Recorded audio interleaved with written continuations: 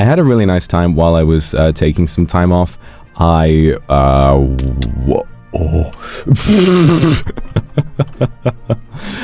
met up with Akumama. She came to stay with me for a little while. We went, she stayed with me for a couple of days, spent a little bit of time with her, which was really, really nice. I took Akumama to get some really nice sushi, and she had never tried sushi before, and I don't think she was terribly won over by it, to be honest, which is surprising to me. She's sort of, it's interesting. She's always kind of like not worried about whether or not she should or shouldn't like something.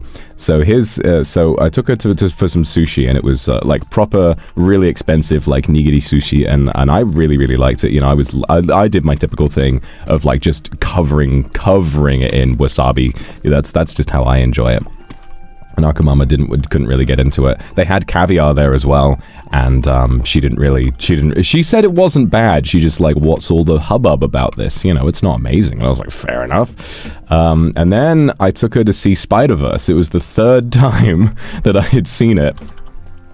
And I feel bad because she said she loved the animation, but that she couldn't really follow the story all that well.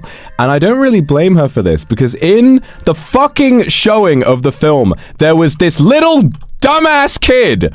There was this little kid, this entitled fucking ass kid, and his uncaring parent who just gave him a subtle shush every once in a while, who only during scenes where it was quiet and they were talking about the plot, when he'd go, I'm tired. What's going on? I'm thirsty. If you take your kid to a movie and the kid starts talking like that, take them home.